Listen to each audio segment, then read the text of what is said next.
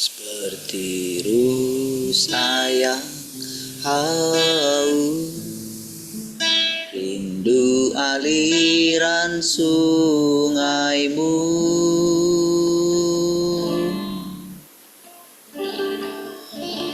Hatiku tak tahan menunggumu.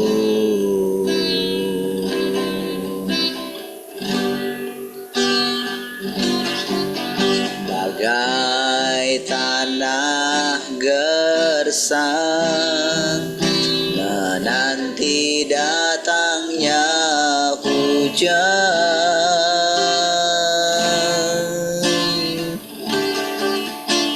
begitupun jiwaku, Tuhan.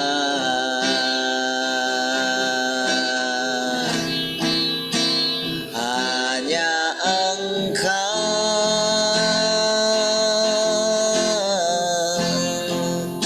pribadi yang mengenal hatiku.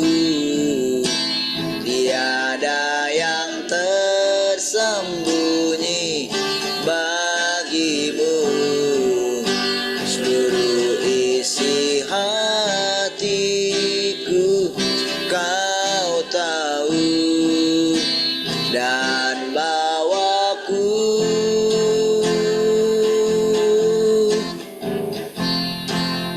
untuk lebih dekat lagi padamu, tinggal dalam indahnya dekapan kasih-Mu. Seperti rusa yang haus, seperti rusa yang haus, rindu aliran sungaimu.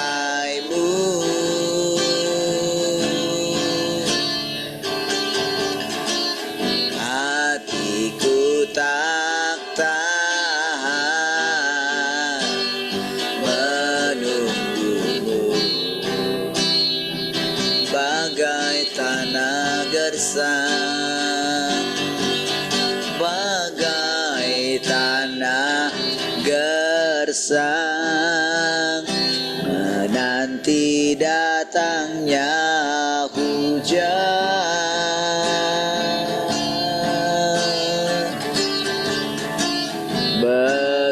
begitupun jiwaku, Tuhan.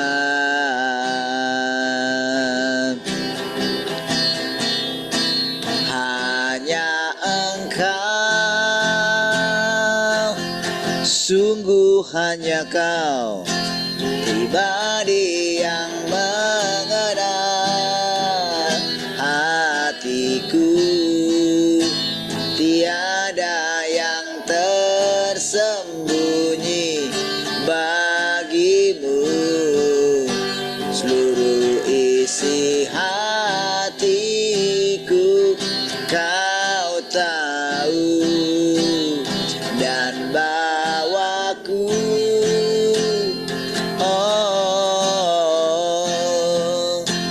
untuk lebih dekat lagi padamu, tinggal dalam indahnya dekapan kan. Hanya Engkau, Tuhan. Hanya Engkau,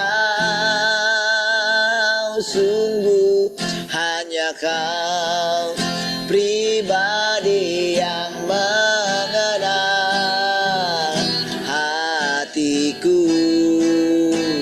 Tiada yang tersembunyi bagimu. Seluruh isi hatiku Kau tahu.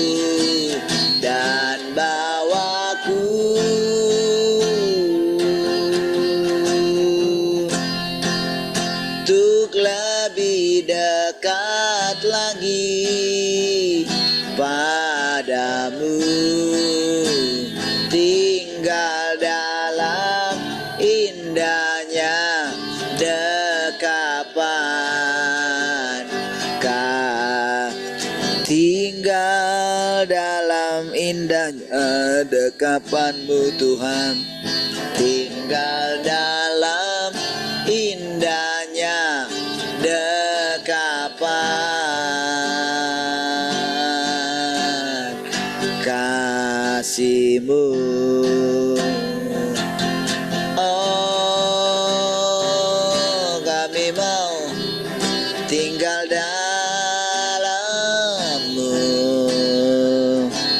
menikmati indahnya kasih-Mu setiap hari, bersekutu dengan-Mu Tuhan.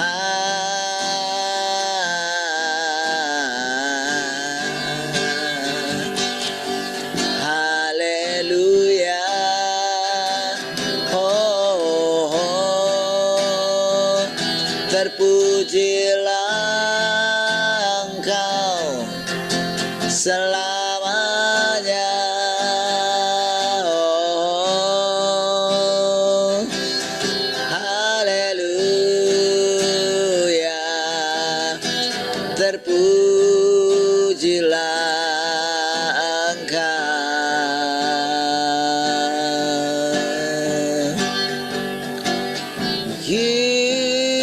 Yesus,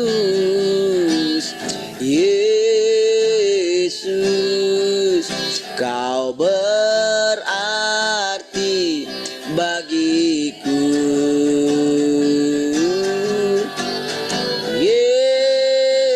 Yesus,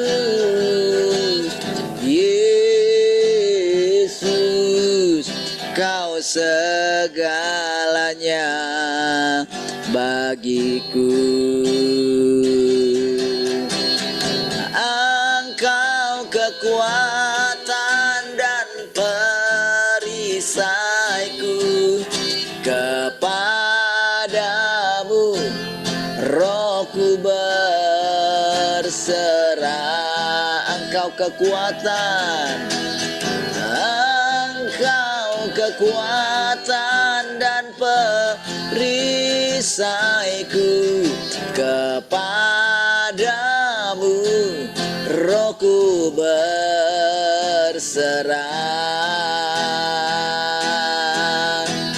Kaulah Tuhan hasrat hatiku, ku rindu menyembah-Mu.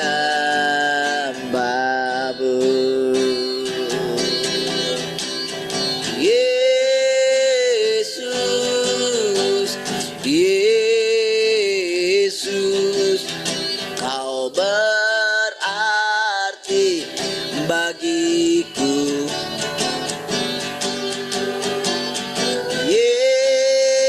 Yesus, Yesus, Kau segalanya. Sekali lagi katakan, Yesus, Yesus, Yesus, Yesus, Kau berarti bagiku.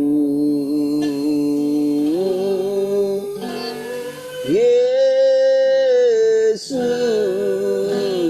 Yesus, Kau segalanya bagiku. Kau segalanya bagiku. Oh, Kau segalanya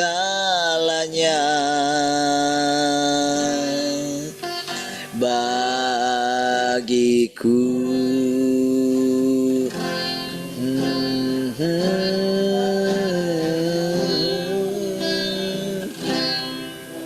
Terima kasih kalau Kaulah segalanya. Oh, terpujilah Engkau selama-lamanya. Tuhan. Kami bersyukur buat kasih-Mu Tuhan. Terpujilah Engkau selamanya.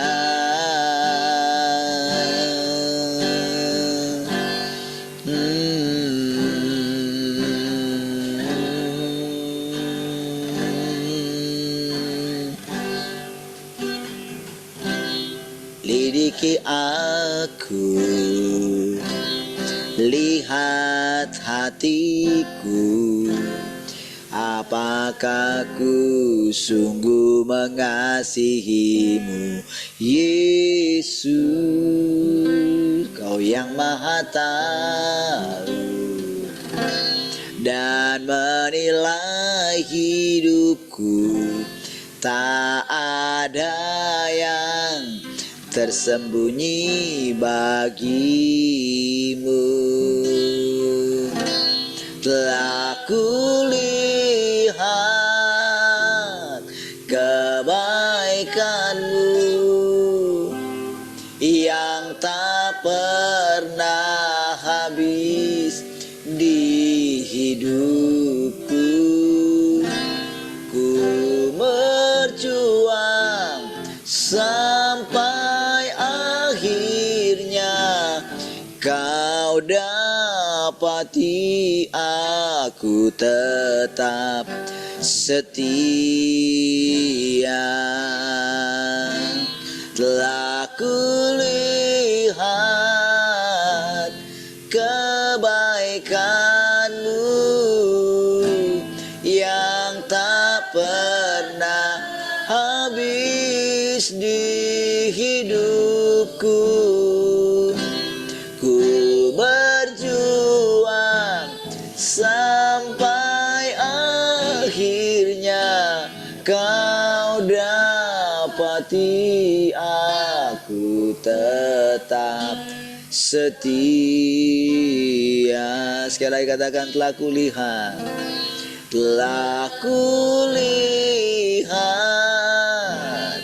kebaikan-Mu yang tak pernah habis di hidupku.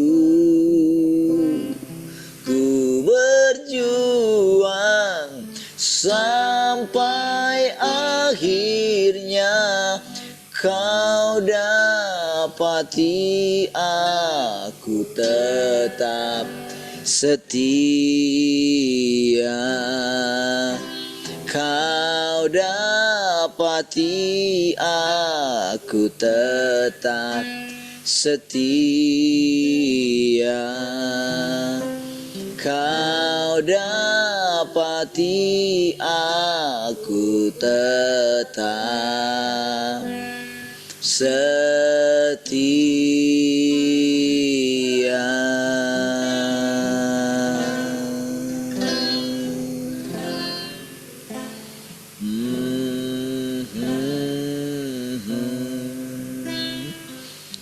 Haleluya.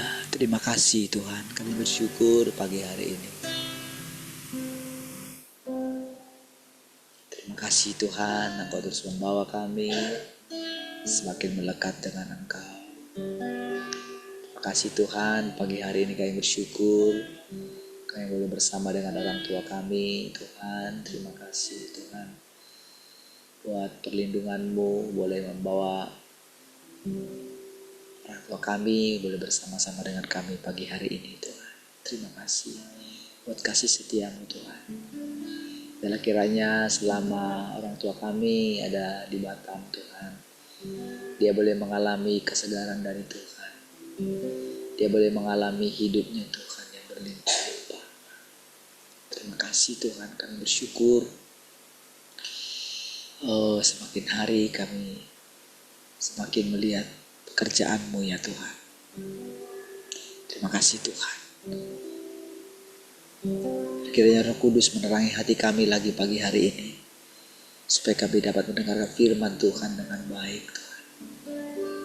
Kami bersyukur Tuhan. Terpujilah Tuhan, Haleluya. Mari semua yang mengasihi Tuhan sama-sama katakan amin. Baik, puji Tuhan. Shalom semua, selamat pagi. Shalom, selamat pagi semua. Shalom, selamat pagi semua. Selamat pagi semua.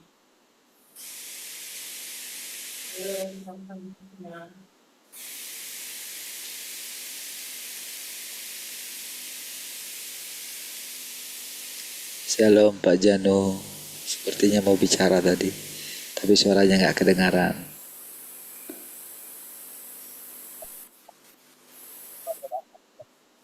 Oh, sulit suaranya ya. Baiklah, mic-nya mungkin bermasalah ya. Oke, puji Tuhan semua. Selamat datang untuk Mama di Batam. Puji Tuhan. Tuhan luar biasa. Kita masih boleh bersama-sama dengan orang tua. Itu anugerah yang luar biasa ya. Baik. Kita mulai.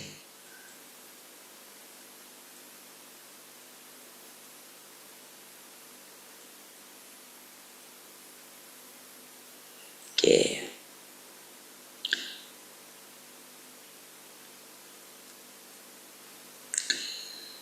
Oke, dari ini tadi ya. Aku menanyainya. Dia menundukkan kepalanya dalam keheningan. Dia membutuhkan waktu lama untuk menjawab, dan dia merasa sangat terhambat dalam melakukannya. Tangannya tidak bisa tenang, dan dia mengisap dua jarinya seperti kucing. Baru sekarang aku menyadarinya bahwa tangan manusia terlihat seperti baru saja mengorek-ngorek sampah dengan kuku bergerigi yang telah berubah warna sehingga orang tidak akan pernah tahu bahwa kuku-kuku itu seharusnya adalah kuku-kuku ramping berwarna putih yang dilapisi kotoran tebal. Bahkan yang lebih menjijikkan, punggung tangan mereka tampak seperti kulit ayam yang baru saja tercabuti bulunya.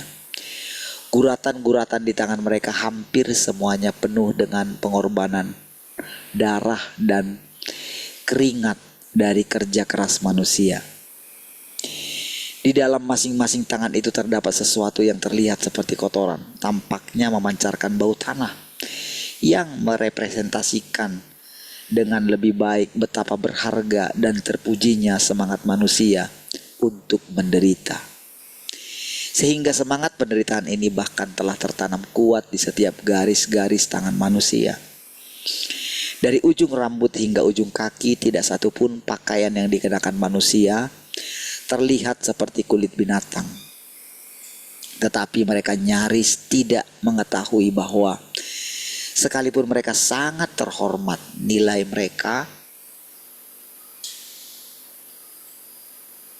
sesungguhnya lebih kecil dari bulu seekor rubah, bahkan lebih kecil dari bulu seekor merak, karena pakaian mereka telah sejak lama membuat mereka begitu jelek sehingga mereka terlihat bahkan lebih buruk daripada seekor babi dan anjing. Pakaian atasnya yang minim menjuntai di separuh punggungnya, dan kaki celana panjangnya seperti usus ayam, sepenuhnya menyingkapkan rupanya yang buruk di bawah sinar matahari yang cerah. Kaki celana itu pendek dan sempit, seolah-olah untuk menunjukkan bahwa kaki-kakinya telah lama tidak terikat. Kaki mereka besar, bukan lagi teratai emas 3 inci dari masyarakat kuno. Nih, agak sulit menjelaskannya. Ini ada istilah-istilah di orang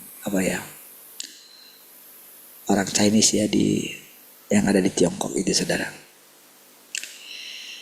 Pakaian orang ini terlalu kebarat-baratan dan juga terlalu murahan. Ketika aku bertemu dengannya, dia selalu malu-malu, wajahnya memerah, dan dia sama sekali tidak mampu mengangkat kepalanya. Seolah-olah dia telah diinjak-injak oleh setan-setan cemar, dan dia tidak mampu lagi membuat dirinya menatap wajah orang. Debu menutupi wajah manusia. Debu ini yang telah jatuh dari langit tampaknya jatuh secara tidak merata pada wajah manusia, membuatnya terlihat seperti bulu halus burung pipit. Mata manusia juga seperti mata burung pipit kecil dan kering, tidak bersinar sama sekali. Ketika mereka berbicara, ucapan mereka biasanya tersendat-sendat dan menghindar, memuakkan dan menjijikkan bagi orang lain. Namun banyak orang memuja orang-orang semacam itu sebagai perwakilan bangsa. Bukankah ini sebuah lelucon? Tuhan ingin mengubah manusia, menyelamatkan mereka, melepaskan mereka dari pusara kematian, agar mereka dapat melepaskan diri dari kehidupan yang mereka jalani di dunia orang mati dan di neraka. Baik saudara, ini satu gambarannya. Bagaimana keadaan manusia yang sesungguhnya yang dilihat. Jadi ini gambaran sebetulnya yang sesungguhnya. Ini kebenaran. Nah saudara, kalau kita perhatikan dari apa yang digambarkan itu ya, cukup sangat panjang ya, sangat detail gitu ya, tentang keadaan manusia yang sesungguhnya. Kalau boleh kita simpulkan gitu ya, dari gambaran itu. Jadi ini bukan sekedar satu penglihatan gitu ya, tapi ini adalah satu kenyataan gitu. Kondisi seperti inilah yang sedang dipulihkan oleh Tuhan gitu, dengan Dia berfirman. Jadi dengan setiap hari saudara kita mempersekutukan firman ini saudara, maka gambaran yang kelihatan itu saudara, kalau dijelaskan tentang gambaran itu saudara, itu adalah gambaran manusia secara umum gitu. Namun pekerjaan Tuhan selama 30 tahun ini, 30 tahun belakangan gitu ya, bahwa walaupun saudara manusia itu tidak menyadarinya gitu ya, tapi Tuhan itu telah bekerja secara diam-diam gitu. Jadi dengan Tuhan menjadi manusia, dengan pertama kali kakinya menginjakkan di sana, di tempat yang paling hina itu saudara. Pertama kali kan Tuhan datang itu di tempat yang suci gitu, yaitu di Yerusalem gitu kan. Nah saudara, kita tahu saudara bagaimana usaha Tuhan ingin menjadikan mereka gitu, menjadikan mereka sebagai umat pilihan gitu, dari sejak awal gitu ya. Bagaimana mereka mendapatkan firman Tuhan gitu ya. Namun kita tahu saudara, mereka menolak gitu. Makanya Tuhan menjanjikan kedatangannya yang kedua kali gitu. Ini yang tidak disangka. Jadi kedatangan Tuhan yang kedua kali ini sebetulnya itu adalah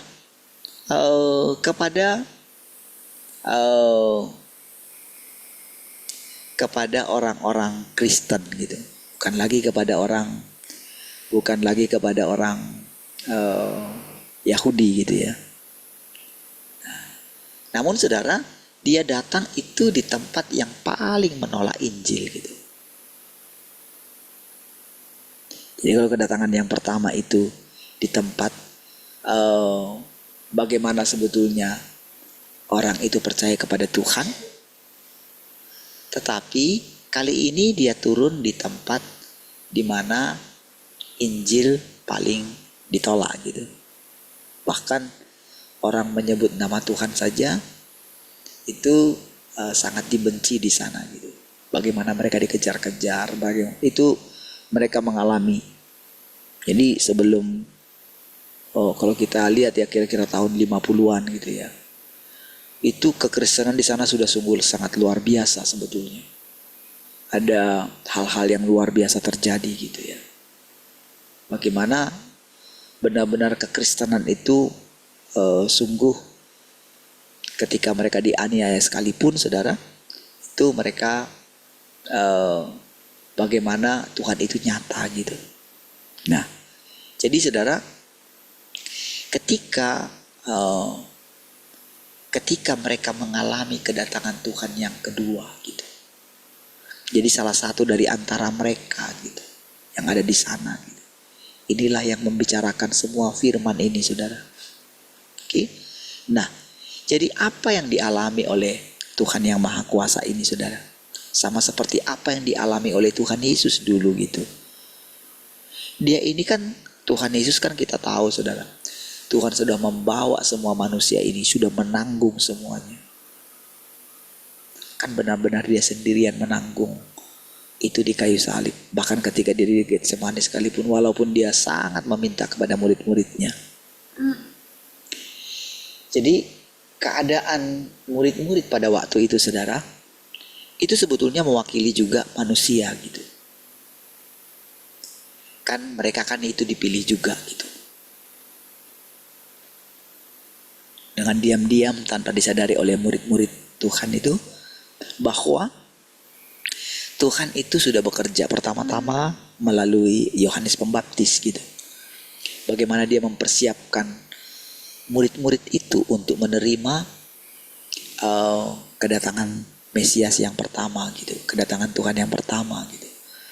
Nah, jadi ketika murid-murid itu mereka menolak gitu ya, bukan menolak sih ya, mereka tidak menyadari gitu tentang apa yang dilakukan oleh Bapa yang di sorga melalui anaknya Tuhan Yesus gitu ya.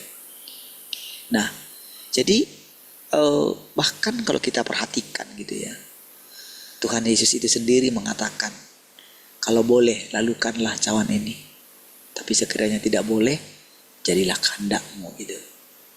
Dia mewakili, jadi dia mewakili tentang apa yang terjadi pada manusia, karena kan Tuhan itu adalah firman gitu.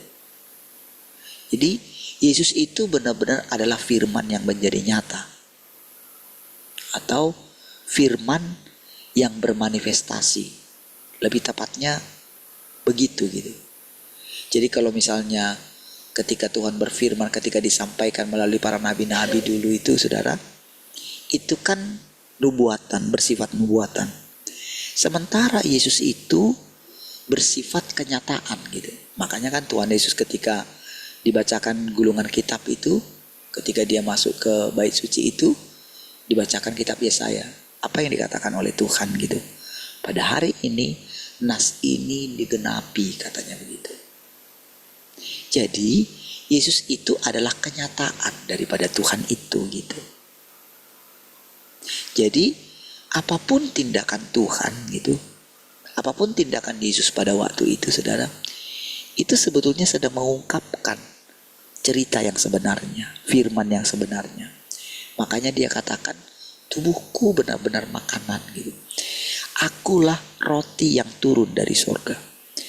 Akulah sebetulnya makanan yang sesungguhnya. Bukan makanan yang kamu makan setiap hari. Bukan mana yang diberikan oleh Tuhan di zaman yang lampau. Akulah mana itu katanya.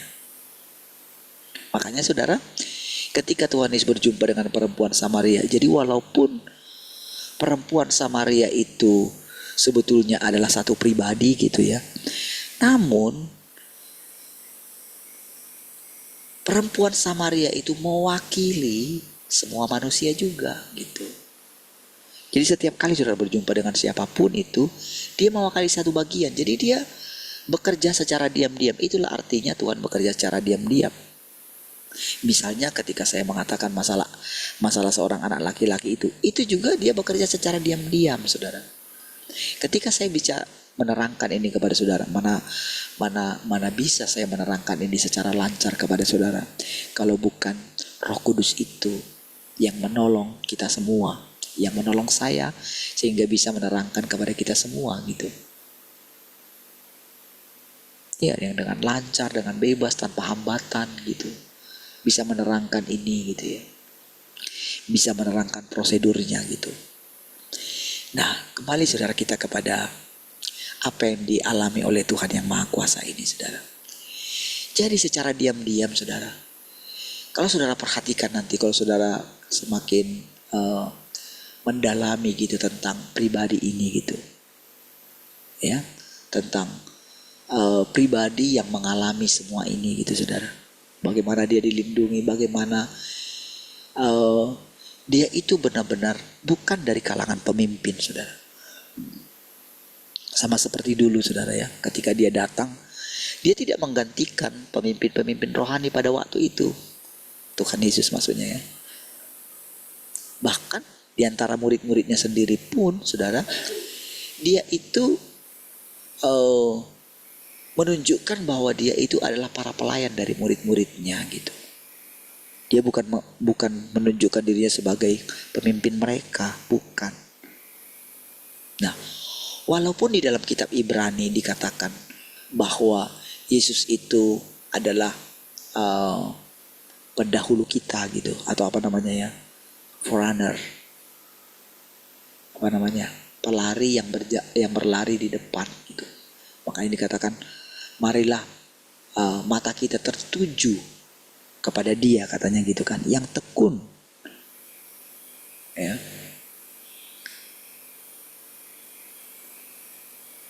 Dikatakan yang memimpin kita dalam iman gitu. Oke. Namun saudara, ternyata dia itu menyembunyikan diri gitu. Makanya saudara, ketika setelah selesai Tuhan menampakkan diri lalu naik ke sorga gitu, ternyata tanpa disadari bahwa Tuhan itu sendiri bergerak di dalam mereka gitu. Itu sebetulnya yang tidak terjelaskan oleh para murid-muridnya gitu. Itu gak terjelaskan karena memang kita harus melewati dulu satu yang namanya akhir zaman gitu. Nah, jadi ketika sekarang ini, saudara, kita itu gak mengerti sebetulnya arti akhir zaman gitu. Manusia itu gak mengerti. Kalau saudara coba selidiki, coba dengarkan misalnya khotbah-khotbah daripada pendeta-pendeta gitu ya, saudara gak akan ngerti. Bagi mereka itu akhir zaman kiamat lah gitu kan, harus dahulu dengan kedatangan Tuhan yang kedua kali. Itu semua tidak ada yang bisa menjelaskan. Jadi kalau sekarang ini, saudara, kita itu bisa mendapatkan penjelasan gitu ya, perlahan-lahan gitu ya. Dan ketika saya pun, saudara, itu rasanya itu, saudara,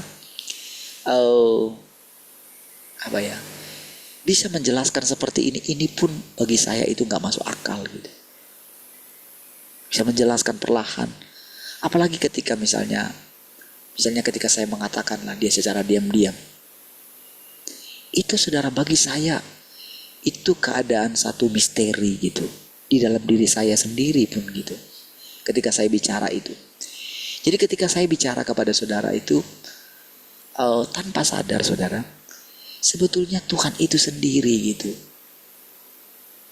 perlahan-lahan menaklukkan saya dalam pikiran saya gitu ya, menguatkan saya, membangkitkan saya, membuat saya berani bicara, membuat saya lancar bicara gitu ya.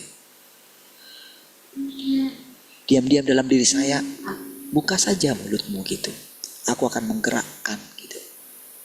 Tentu, saudara, saya bukan robot. Karena saya sadar betul, saudara, ketika saya berbicara ini, saudara, saya sadar sesadar-sadarnya pikiran saya itu sesadar-sadarnya gitu. Tidak seperti misalnya kalau para nabi itu, saudara, kalau mereka bicara itu kadang mereka itu kayak robot gitu. Jadi kadang mereka takut berhenti berbicara gitu. Jadi mereka biasanya itu dipenuhi kayak pertama-tama itu urapan dulu gitu. Saya jelaskan sama saudara ya. Nah, jadi ketika dalam mereka itu dikuasai oleh roh itu, lalu mereka buka mulut gitu. Nah, kalau saudara lihat di masa yang lampau itu, kalau saudara dengar, masih ingat kesaksian daripada ibu kita gitu ya, dia banyak menemukan orang-orang seperti itu. Tetapi mereka melihat biasanya ketika habis mereka melakukan itu, mereka ibu kita dulu coba teliti gitu. Dia perhatikan gitu. Biasanya mereka banyak jatuh dalam hal-hal yang buruk gitu. Nah, tapi saudara, ketika saya mencoba menjelaskan kepada saudara bahwa saya berbicara itu sesadar-sadarnya, tidak dalam kuasa kayak urapan gitu. Sehingga misalnya seperti kan kalau nabi-nabi itu, kalau saudara baca itu saudara, itu sebelum mereka mengucapkan perkataannya, kalau mereka coba tahan, itu perasaan itu kayak api di dalam roh mereka itu gitu. Saya ingat dulu ada almarhum ini ya, Pak ini dulu ya, teman kita Pak Lamsir gitu ya. Kami pernah melayani ya ini keluarga yang di Cipta dulu gitu ya, jemaat kita dulu ya. Ketika itu kan waktu itu masih mereka sering masalah rumah tangga dulu gitu ya. Nah jadi ketika saya bawa dia gitu, tiba-tiba dia sudah kayak ini saudara, dia sudah kayak kepenuhan gitu. Sambil tutup mata saudara, dia tumpang tangannya gitu. Dan cerita-cerita seperti itu banyak sekali peristiwa-peristiwa seperti itu. Jadi saya bisa rasakan perbedaan daripada nabi dengan anak manusia ini saudara. Nah jadi saudara, kalau saudara lihat masih ada yang era-era seperti itu saudara, ya sudah, biarkan saja gitu. Tapi sekarang ini saudara, kalau saudara mau melihat bagaimana pekerjaan Tuhan itu justru benar-benar sangat normal gitu. Jadi benar-benar membuat kita ini saudara, jadi memang Tuhan itu ingin menyatakan kepada kita bahwa sebetulnya ketika Tuhan menciptakan Adam, dia benar-benar normal gitu.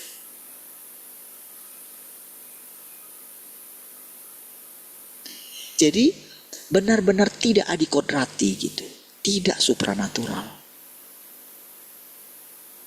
Nah, jadi saudara, setelah kita mengalami banyak pekerjaan, lihat saudara, ketika Tuhan Yesus membuat mujizat-mujizat itu saudara ya. Nah, ketika dia melatih murid-muridnya, ketika mereka mulai membuat mujizat banyak gitu, itu kan coba lihat bagaimana senangnya mereka gitu. Bahkan Tuhan Yesus pun sampai melompat kegirangan gitu. Tapi tiba-tiba dari mulut Tuhan Yesus dia mengatakan begini, jangan kamu bangga gitu dengan itu semua gitu. Padahal kan Yesus juga pada waktu itu kan dia sangat senang sekali saudara. Makanya kan dia melompat, dia memuji Tuhan pada waktu itu. Wow, dia bergirang gitu. Terima kasih Tuhan, terima kasih Bapa, Engkau menunjukkan kepada mereka, kepada kelompok kecil ini gitu. Jadi pada waktu itu saudara, mereka sangat ini sekali saudara. Jadi ternyata itu untuk mengangkat apa mereka saudara, kayak derajat mereka gitu pada waktu itu gitu. Supaya murid-murid itu yakin gitu bahwa Tuhan bersama dengan mereka gitu. Tapi di waktu-waktu berikutnya ketika Tuhan mulai menceritakan penderitaan mereka, penderitaan Tuhan gitu ya. Dan Tuhan mulai menubuatkan tentang apa yang akan mereka alami di akhir zaman gitu ya. Nah, jadi para murid-murid itu kan menjadi sedih gitu. Bahkan Tuhan Yesus sendiri harus mengalami apa yang akan dialami oleh manusia gitu loh. Perhatikan itu saudara. Dia sedih sekali kan gitu. Seperti mau mati rasanya. Nah, pada waktu itu saudara, karena memang pada waktu itu kan prosesnya Yesus itu sendiri pun kan dia sedang mengatakan, Bapa lebih besar daripada aku. Selalu ingat itu saudara. Ya, Bapa itu yang tahu, anak pun tidak tahu katanya gitu. Hanya Bapa yang tahu. Saudara mesti ingat itu. Jadi ketika Yesus mengatakan seperti itu, ya memang seperti itulah adanya gitu. Tapi lama kelamaan saudara, lama-kelamaan Yesus itu benar-benar menyadari karena memang dia adalah Allah itu sendiri juga gitu. Nah, jadi ketika murid-muridnya kemudian mereka mulai menyadari, jadi apa yang ditulis di dalam Alkitab itu sangat terbatas gitu. Karena itu pemahaman mereka pada waktu itu. Jadi sebetulnya saudara, boleh dikatakan saudara, surat-surat Injil kemudian gitu ya. Mungkin kita menganggap kitab perjanjian baru itu lebih hebat daripada kitab perjanjian lama. Sebetulnya kualitas daripada kitab-kitab itu saudara, kitab-kitab berikutnya yang menerangkan tentang Tuhan itu, sebetulnya kualitasnya itu dibandingkan dengan apa yang ditulis oleh nabi-nabi, kualitas daripada kitab perjanjian baru itu sebetulnya lebih rendah daripada kualitas daripada kitab perjanjian lama. Jadi ada hal yang dituliskan di dalam kitab perjanjian baru itu adalah pekerjaan manusia, bukan pekerjaan Tuhan gitu. Saya harus terangkan pelan-pelan kepada saudara ya. Nanti kita akan mempelajarinya di pelajaran berikutnya gitu. Nah, jadi ketika Matius menulis silsilah Tuhan Yesus gitu, sebetulnya itu adalah usaha manusia untuk menjelaskan supaya mereka bisa, supaya orang-orang itu bisa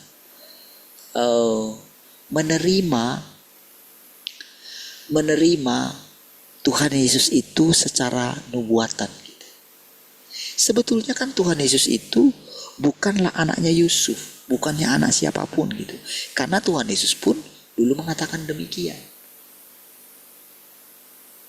Tapi karena memang sifat manusia itu adalah ini loh, ingin menjelaskan sesuatu dari sudut pandangnya.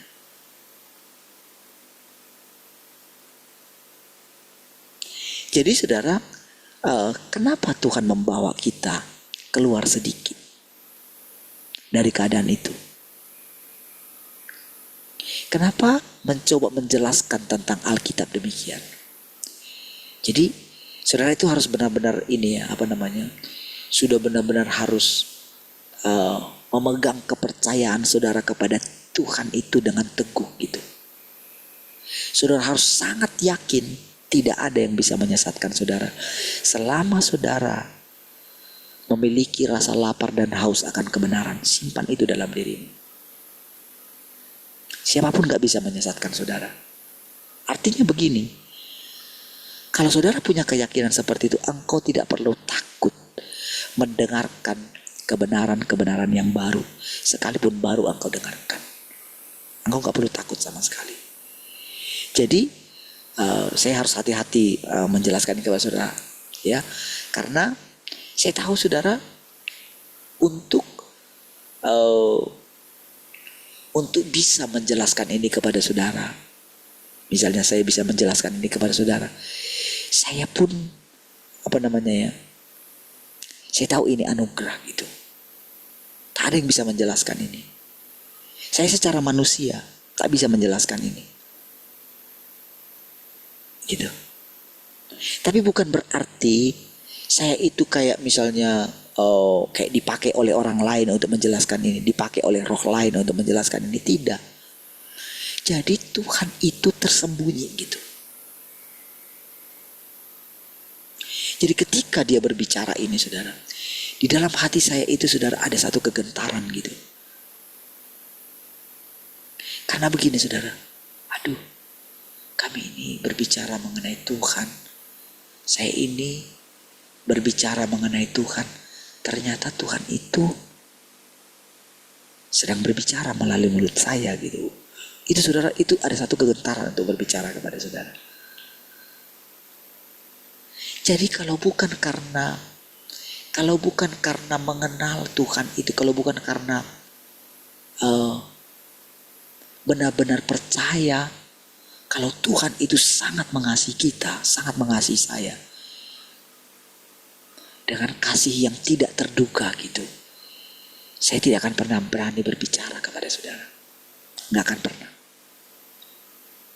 Jadi dengan diam-diam saudara, dia itu benar-benar kayak apa ya, kayak menerangkan di dalam diri saya. Karena ini pilihan gitu, sama dengan Tuhan Yesus gitu.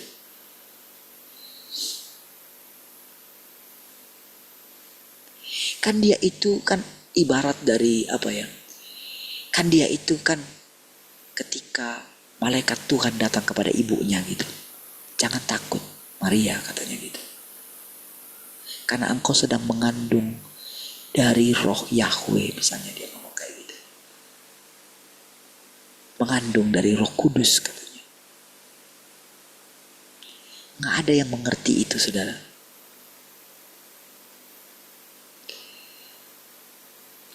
Siapapun di zaman itu, jadi kalau seandainya misalnya ada ahli Taurat atau ahli apa saja di situ, atau ada nabi apapun, tak ada yang bisa menjelaskan peristiwa itu, nggak ada. Jadi coba bayangkan kejadian pada waktu itu saudara. Tuhan datang dengan diam-diam melalui firman-Nya. Ibaratnya saudara, pada waktu itu Allah yang di sorga itu sedang meniupkan rohnya, sedang meniupkan nafasnya kepada patung tanah liat saudara. Tetapi tidak begitu lagi, karena kan sudah ada manusia. Karena pekerjaan itu harus berlanjut. Jadi gak perlu Tuhan harus mengambil tanah liat baru lagi untuk menciptakan ciptaan baru. Tidak. Harus dari tanah liat yang hidup ini gitu. Jadi itu sebetulnya sama dengan ketika menciptakan Adam pertama kali.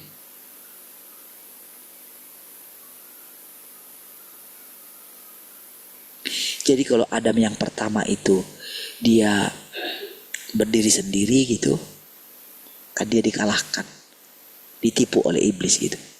Sementara Yesus itu sudah difirmankan sejak awal. Jadi dia dikawal oleh Roh Kudus gitu,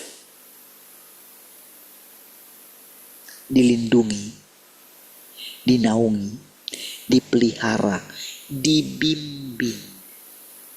Oke saudara, lihat itu saudara. Jadi kalau boleh kita katakan, Yesus itu benar-benar adalah Allah yang sedang berjalan. Sekarang baru bisa kita jelaskan itu.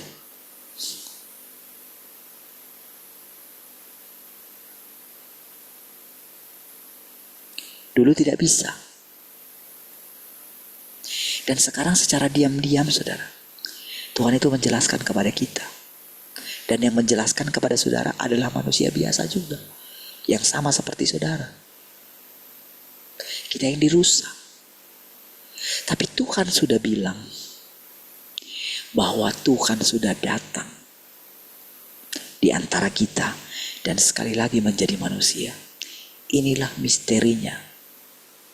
Sebetulnya saudara, Tuhan Yesus juga, kalau saudara perhatikan baik-baik saudara ya, perjalanannya gitu.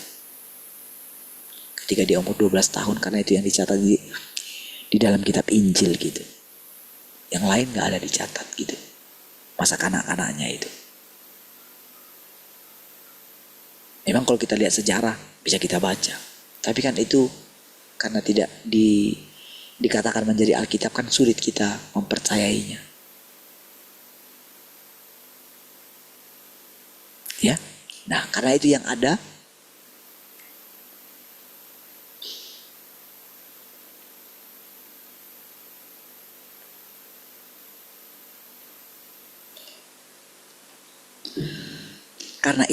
saudara. Jadi sebetulnya Yesus itu pun, kalau saudara perhatikan baik-baik gitu ya, dia pun sebetulnya sama seperti kita.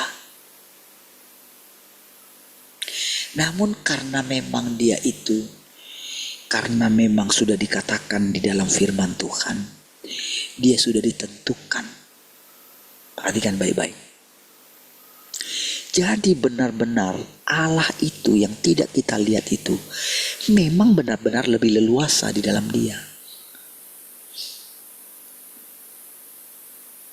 Lebih leluasa dia bergerak Allah itu. Tetapi dia bukan robot. Yesus itu dia melakukan kehendak Bapaknya dengan bertumbuhnya pengertiannya. Jadi sekarang saudara, ketika kita mendapatkan gambaran itu saudara, jadi ketika saya mendapatkan gambaran itu saudara, saya ini setiap hari itu berusaha menyangkal diri saya gitu. Saya pun melihat bagaimana proses penyempurnaan Tuhan setiap hari di dalam diri saya, pemurniannya. Dan saudara, kebenarannya adalah begini.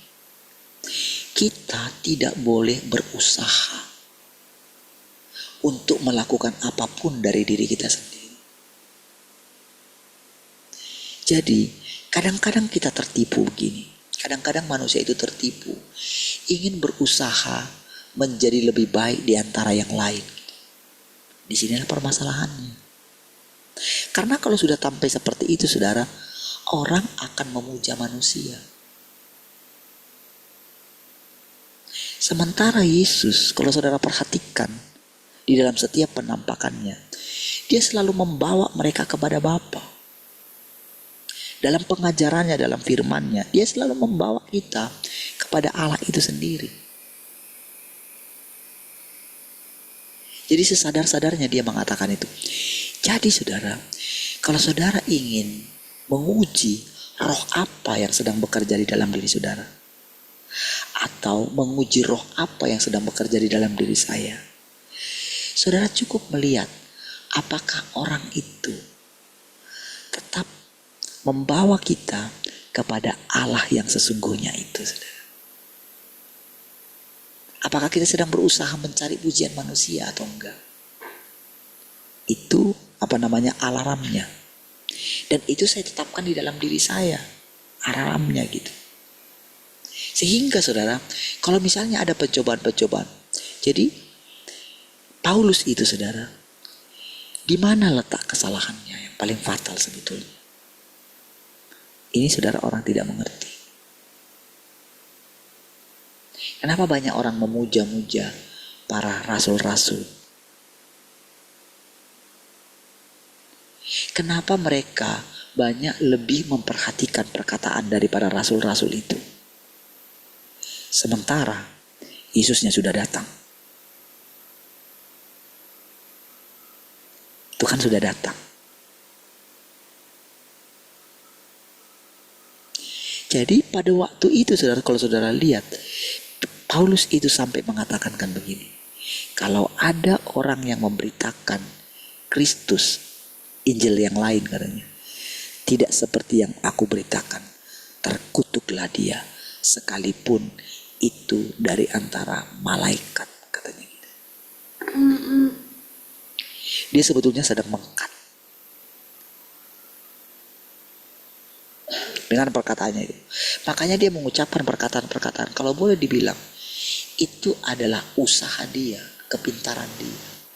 Namun manusia berikutnya atau orang Kristen berikutnya telah menjadikan perkataan itu menjadi perkataan yang lebih tinggi daripada perkataan Tuhan Yesus.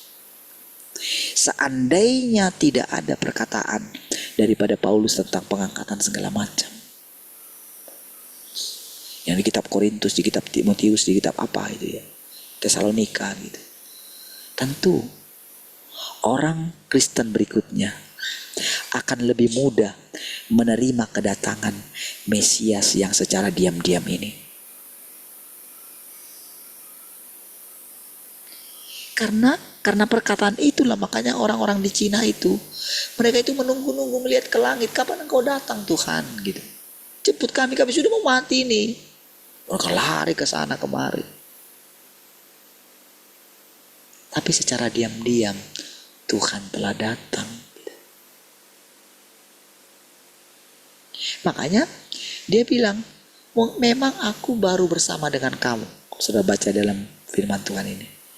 Tapi aku sudah lama bersama-sama dengan kamu, katanya. Iya. Memang kamu baru melihat aku, katanya gitu.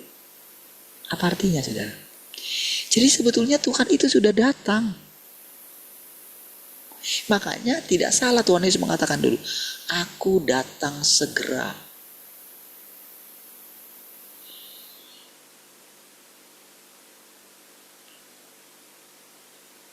Makanya dengan perkataan itu orang membicarakan begini, saudara. Di mana yang katanya Tuhan itu datang? Kok nggak datang-datang?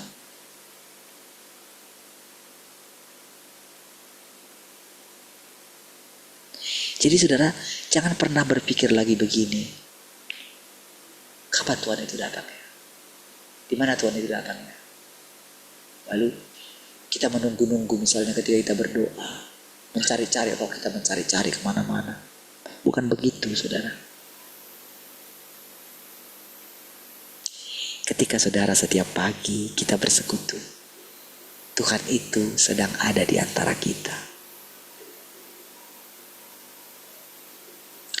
Sedang bersama-sama dengan kita, saudara. Baik, saudara.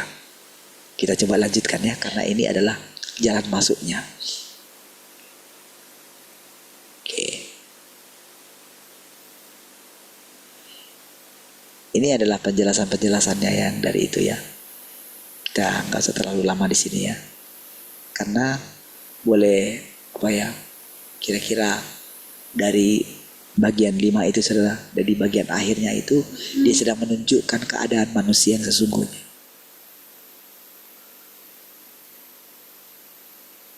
Ya, keadaan. Jadi walaupun manusia itu ada di kayaknya di dunia orang hidup, tapi sebetulnya ada di dunia orang mati. Karena tidak melihat kebenaran. Makanya saudara, ketika melihat manusia itu sebetulnya siapapun mereka, kalau saudara perhatikan saudara ya, mereka penuh dengan kebingungan. Saudara bisa perhatikan itu dalam diri para hamba-hamba Tuhan yang sudah menjadi tua. Lihat dari perkataan mereka. Kalau mereka masih mengucapkan perkataan-perkataan yang lama dari mimik mereka, saudara akan tahu apakah mereka itu punya hidup atau tidak.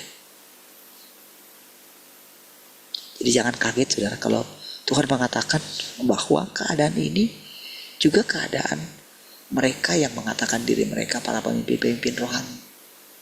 Iya, kalau saudara baca bukunya Rick Joyner saudara ya, saudara akan melihat apa yang dikatakan ini saudara. Itu gambaran yang sangat jelas. Mungkin kalau saudara baca salah satu bukunya gitu ya, buku Pencarian Terakhir, Panggilan Istimewa gitu ya, saudara bisa tahu keadaan ini. Ya, tapi kira-kira ya inilah gambaran yang paling ini saudara. Ya, sekarang mari kita lihat pekerjaan dan jalan masuk bagian 6. Pekerjaan dan jalan masuk pada dasarnya bersifat praktis. Nah, gitu ya. Tidak dengan berpuasa, saudara, kita menemukan ini. Saya tidak harus berusaha dengan sekuat tenaga. Ya, harus misalnya saya mengurung diri saya, menantikan urapan, tidak. Tidak seperti misalnya dulu siapa itu, Todd Bentley gitu. Wah, dia sampai benar-benar kayak orang gimana gitu demi mendapatkan kuasa. Tapi apa yang terjadi kemudian bagi dirinya? Selalu saudara diikuti dengan yang namanya kenajisan. Iya saudara, ibu kita itu dulu banyak menemukan para pendeta-pendeta yang seperti itu. Selalu ujungnya demikian. Tapi kadang saudara sudah tahu pun itu saudara, kadang itu gak mau juga keluar dari situ. Kadang-kadang itu yang buat saya, aduh Tuhan. Jadi kadang-kadang kalau gak mau ini ya, kok gak bisa melihat ya Tuhan yang sedang datang ya gitu. Tapi sudahlah gitu ya, ini masalah pilihan Tuhan gitu. Ini masalah pekerjaan Tuhan, bukan pekerjaan manusia. Tak ada gunanya merasa lebih baik daripada orang lain gitu. Jadi lihat saudara, pada dasarnya bersifat praktis gitu. Maksudnya gitu, bersifat apa ya, tidak teoritis, langsung kita alami gitu. Misalnya kan seperti kita sekarang ini bercerita, kita mendengarkan perkataan-perkataan yang rasanya gitu baru kita dengarin, tapi kita itu nggak takut. Kayaknya gitu, kita itu bisa mendapatkan penjelasan sejelas-jelasnya. Bukan karena saya banyak baca buku atau apa gitu, karena ini tidak ada yang menjelaskan. Bahkan sekalipun misalnya kita baca ini saudara, saya tidak harus misalnya saya kutip di sini, saya kutip di yang lain gitu. Saya bukan tipe seperti itu. Saya misalnya saya kutip ini gitu ya, saya ingat sini, saya gabung-gabungkan gitu. Tidak, apa adanya, real gitu, berbicara kepada saudara gitu, membiarkan sepenuhnya Roh Kudus memimpin kita. Bahkan saya sangat yakin gitu, apa yang kita butuhkan itulah yang akan kita dengarkan. Jadi kadang saya merasakan dalam diri saya ketika saya bicara itu, oh sudah, ini sudah cukup, yang ini baca aja lagi dulu. Nah, kadang-kadang sering sekali mengalami hal seperti itu. Itulah kadang yang membuat kita itu apa ya, kalau dikatakan di sini kan praktis itu sebetulnya.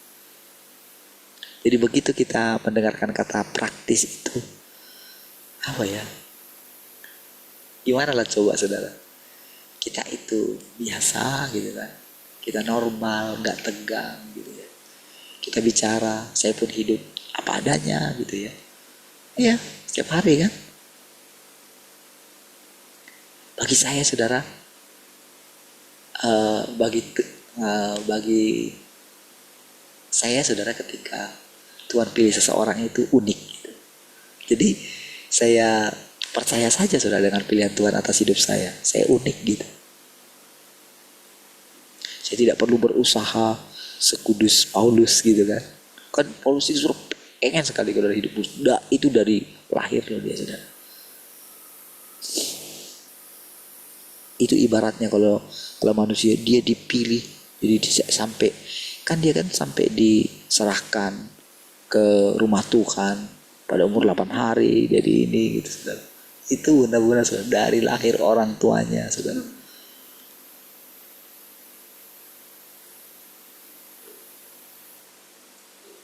Sampai ketika dipilih oleh Tuhan Yesus gitu ya, waduh, gak ada yang ini sama dia, dilawan dia semua gitu. Ada yang gak benar dia kayak Petrus misalnya, munafik gitu, dihantam sama dia gitu. Tapi saudara, dia menemukan dirinya tak berdaya. Oleh karena apa? Ada hukum lain yang ditemukan di dalam dirinya.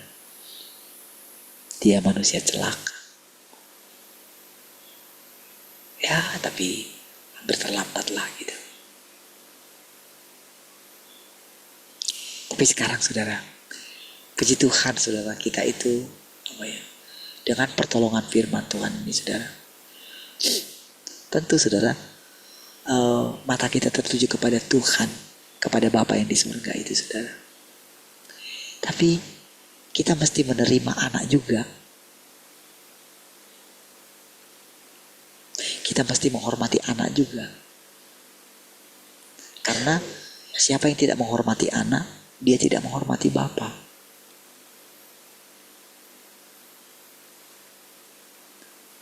Jadi bayangin saudara, jadi ketika dia pilih seseorang gitu, di sini kita yang harus mengingat pesannya Tuhan Yesus gitu. Ketika aku lapar, ketika aku tidak punya pakaian, ketika aku miskin, di sini kita mesti berhati-hati gitu. Jadi ketika kita melihat setiap orang, kita mesti apa ya? Kita mesti sangat berhati-hati.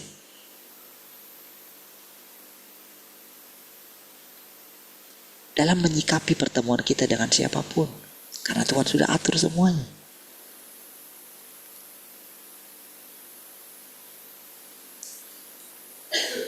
Makanya dikatakan barang siapa menghormati anak, dia itu menghormati Bapa juga.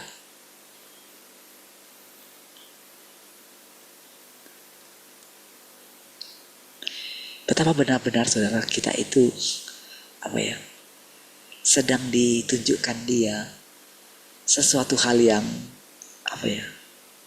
tak terkatakan ya.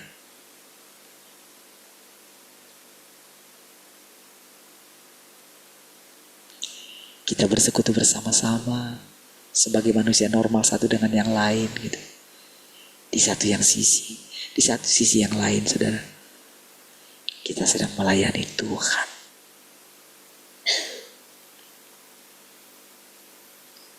Itu sebabnya saudara, setiap kali ketika kita saling berbagi gitu ya, ketika kita mengadakan perjamuan kasih gitu ya, kita sedang belajar, kita sedang dilatihnya gitu, untuk saling berkati satu dengan yang lain. Iya.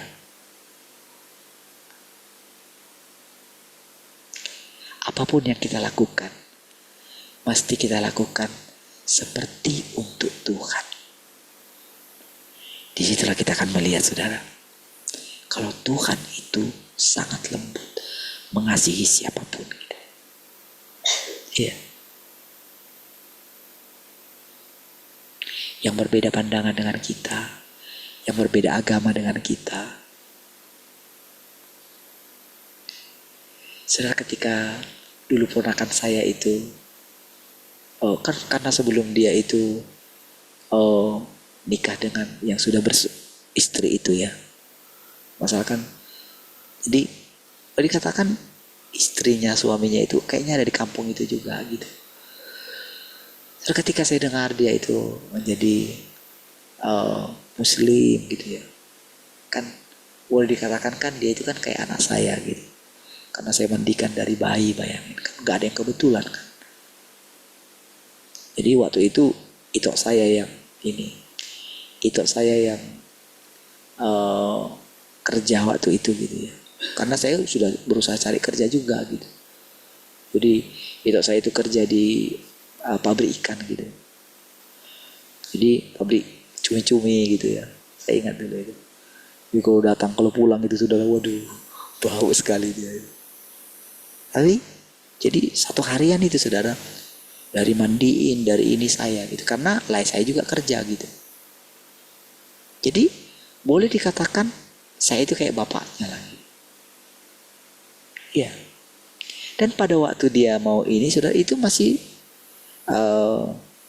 di rumah cemara gitu. Jadi sebelum itu saudara, sebelum kami jaga-jaga lagi, ternyata diam-diam dia tetap punya hubungan gitu, karena dia jatuhlah dengan laki-laki itu gitu ya. Nah kami ingat, kami doakan dia, kami ini gitu, tapi ternyata gak bisa ini gitu. Dan ketika dia jadi kalau katanya, kalau saya tahu nanti itu saya itu gitu ya, saya cerita sama-sama sama dia gitu ya, dia itu pasti pakai sudah pakai kerudung lah gitu ya. Jadi benar-benar kayak fanatik sekali gitu. Tapi dalam diri saya begini saudara, ketika saya dibawa Tuhan melayani orang-orang yang di Padang, di mana gitu ya, yang agama lain gitu, itu ada dalam diri saya begini, ada satu pengertian yang baru gitu. Diam-diam saya simpan dalam hati saya gitu. Saya tunggu apa sih maksudnya ini. Belum lagi ada ipar saya yang itu gitu ya. Saya itu benar-benar saudara, karena kan sudah terjadi ceritanya. Nggak ada yang bisa kita inikan, nggak ada yang bisa kita mencoba mau menyalahkan apapun gitu. Itu sudah terjadi. Kan apapun yang terjadi kan, seperti kata firman Tuhan, tak ada yang terjadi secara kebetulan yang dibawa dalam kehidupanmu gitu. Jadi kamu mesti menerima apa adanya gitu. Jadi saudara, ketika kita menjalani sekarang ini gitu, kita menjalani bagaimana kita dimurnikan di gereja ini gitu ya, bagaimana rasanya kita melewati bersama-sama gitu ya. Dan eh, secara pribadi saudara, saya itu memperhatikan terus gitu. Jadi boleh dikatakan eh, diam-diam saya perhatikan gitu. Hal-hal kecil apapun gitu, nanti saya coba renungkan itu gitu. Renungkan. Jadi ketika dikatakan begini saudara, oh langsung saudara. Jadi misalnya ketika mendengarkan kata praktis ini gitu, langsung kayak gini, kayak kayak apa yang saya renungkan lama gitu, tiba-tiba mendengarkan satu kata ini, tiba-tiba gini, ini dia gitu loh. Inilah dia yang kamu alami. Seperti ada yang ngomong kayak gitu gitu. Jadi sambil saya bicara sama saudara, sampai ketika ngomong tadi pertama itu kan, sambil saya bicara sama saudara itu, sambil kayak ada yang ngomong di dalam gitu. Coba lihat kan, gimana coba saya bicara, tetapi dalam kondisi kayak saya berbicara dengan orang lain. Nah gitu. Tapi bisa dengan tenang gitu. Gimana caranya? Disitulah kita melihat keajaiban Tuhan itu saudara. Iya. Jadi saudara, semakin hari kalau membicarakan situasi ini saudara, itu semakin dalam diri saya ini, kalau dalam kondisi seperti ini gitu ya, saya itu kagum sekali sama Tuhan. Jadi benar-benar ketakutan saya misalnya terhadap, kok dulu kan aduh, masa si Tuhan itu kan anakku Tuhan, kira-kira kayak gitu loh maksudnya gitu. Itu kan anakku kan Tuhan, kok bisa ya dia jadi bukan orang Kristen lagi gitu. Belum lagi saudara, itu yang pariban saya itu saudara, pariban saya itu kan pernah tinggal di rumah. Iya. Tapi begitu saya melihat saudara, kalau setiap kali mereka datang itu saudara, sini gitu, apalagi tadi malam datang gitu ya, itu apa gitu. Jadi si suaminya nih yang boleh dibilang kemarin tuh fanatik gitu sebetulnya. Tapi saya heran gitu ya, tanpa saya sadari gitu ya, mungkin dia pun gak menyadari juga gitu. Dia sangat nyaman gitu bersama dengan kami. Iya. Saya tahu saudara, itu pun Tuhan. Apalagi saudara kalau di keluarga istri saya gitu ya. Jadi kalau misalnya pas hari raya seperti ini saudara, itu orang tua kami itu kayak ini saudara, ikut merayakan ini juga saudara. Iya. Jadi kadang saya itu kalau hari raya di kampung enak juga ya. Nah, gitu. Karena apa ya, keluarga memang beda saudara. Jadi saya pun kadang kalau mau lihat keindahan gitu ya di kampung istri saya gitu ya, itu kadang saya ini saudara, hebat gitu. Ketika saya ingat kembali gitu ya, lihat kembali kepada bagaimana ketika saya melihat tadi cerita tadi itu semua, karena terjadi dalam hidup saya gitu ya, saya coba renungkan gitu. Tanpa sadar saudara, ternyata diam-diam saudara, Tuhan itu sudah bekerja. Jadi saudara kalau sudah melihat kayak gitu ya, oh Tuhan sabar sekali lah gitu ya. Kan berapa tahun yang lalu anaknya ponakan saya itu udah berapa sekarang anaknya itu? Berapa anaknya sekarang? 2 atau 3? 2 ya? Hah? 2 ya? Kalau apa ya, kalau ingat gitu ya, kalau ketika Tuhan mulai jelaskan sekarang gitu ya, ketika Tuhan kayak ambil gitu rasa, kamu jangan takut gitu, semuanya ada dalam kuasaku gitu. Kalau sekarang ini ya, ketika merasakan bagaimana ketika saya juga sudah melayani banyak orang yang bukan orang Kristen gitu, ketika saya melihat respon mereka gitu ya, itu sangat berkesan bagi saya. Yang saya bilang dengan suaminya itu yang di Padang itu ya, saya sangat berkesan sekali. Dia sangat serius gitu ya. Sekarang kan di Muslim itu kan ada sholat tahajud kan, saya bilang gitu. Sekarang anggap ibu sudah selesai sholat tahajud. Sekarang coba ikuti doa saya. Ya Allah gitu, ya Allah gitu. Wah, itu setelah selesai dia ngomong gitu. Pak, saya benar-benar merasakan Allah itu hadir di sini. Dia nangis gitu. Nah, saudara, itu rumah tangganya itu ya seperti perempuan Samaria lah gitu. Iya. Jadi kan itu kan benar-benar praktis gitu kan. Praktis itu nyata gitu loh. Jadi benar-benar misalnya ketika Tuhan mau jelaskan tentang cerita perempuan Samaria itu, ya saya benar-benar mengalaminya, melihat di depan saya perempuan Samaria itu gitu loh. Nyata gitu. Jadi boleh mengetahui, jadi kayaknya Tuhan menjelaskan secara nyata gitu. Si perempuan Samaria itu melalui perjalanan itu.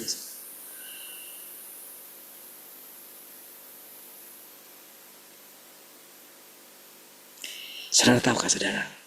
Kira-kira seperti itulah Tuhan menyelamatkan seluruh umat manusia ini. Memang kita dikhususkan, saudara.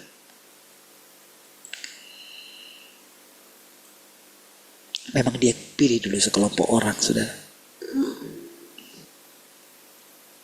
Bahkan saudara kalau kita ingatkan, mungkin saya yang paling inilah saudara, karena apa ya, masa sih pelayanan kayak gini Tuhan, belum lagi sudah kayak gitu aja rasanya, aduh, seperti yang saya ceritakan kemarin gitu kan, sesak rasanya gitu.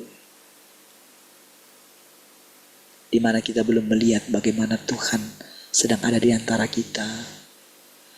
Diam-diam saudara, dia bekerja di antara kita, memulihkan kita gitu ya. Membangun rasa persaudaraan di antara kita. Bagaimana sudah setiap hari Minggu kalau kita itu sudah. Kalau dulu mungkin langsung pulang, sekarang cerita-cerita gitu ya. Kayak kemarin hari Jumat, hari Minggu kemarin itu kan rasanya nggak mau pulang gitu kan. Masih bisa lama-lama cerita gitu ya. Itu saudara, apa ya? Sebetulnya dengan diam-diam saudara, Tuhan menciptakan itu.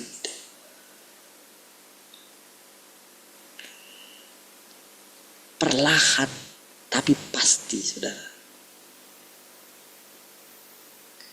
Dan sekarang saudara, Tuhan membuka lebih banyak lagi.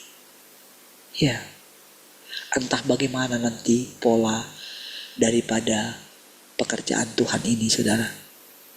Bagi kita saudara, kita tinggal mengikuti Tuhan saja saudara. Ya, kita tinggal mengikuti, melihat dia mau kemana, dibawa dia, mau bagaimana caranya nanti. Tapi tiba-tiba kita sudah melihat, wow gitu. Seperti itulah saudara setiap hari yang akan kita alami saudara. Sampai gak tahu kapan. Tapi kita boleh melihat keindahan Tuhan, sehingga hati kita bersuka cita senantiasa. Baik saudara, sudah jam 6. Mari kita akhiri, kita berdoa. Terima kasih Tuhan, kami bersyukur pagi hari ini. Segala kemuliaan, pujian, dan hormat kami bagi Tuhan. Terpujilah Tuhan. Haleluya. Sama-sama katakan amin. Puji Tuhan.